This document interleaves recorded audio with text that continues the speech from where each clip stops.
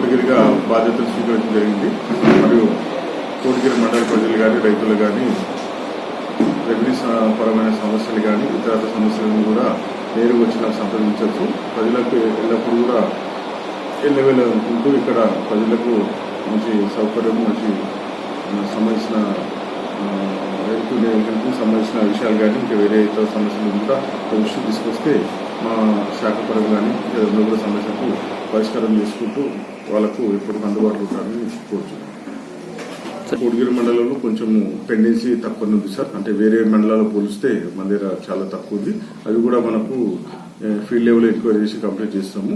మన గవర్నమెంట్ ఏదైతే మనకు నిర్దేశించిన కొన్ని పోర్టల్స్ వేరే ఉన్నా కూడా దానికి కూడా మనము అప్లికేషన్లు మీడియా ద్వారా స్వీకరిస్తే క్షేత్ర స్థాయిలో కూడా ఎంక్వైరీ చేసి వాళ్ళు డిస్పోజ్ చేసే విధంగా మేము ప్రయత్నం చేస్తాము. ఎలాంటి మనకు ఇప్పటివరకు అయితే నేను వచ్చిన దాంట్లో నిన్ననే వచ్చాను కాబట్టి ఇక్కడ అంతా భూ సమస్యకు సంబంధించిన పరిష్కార సంబంధించిన పెండింగ్ అయితే ఎక్కువ కనబడలేదు, తక్కువ ఉంది కాబట్టి అది కూడా క్లియర్ చేస్తూ ప్రజలకు మెరుగైన సౌకర్యాలు కానీ వాళ్ళకి సేవలు అందించడానికి కూడా మేము ముందడుగులు ఉంటామని కోరుచున్నాం.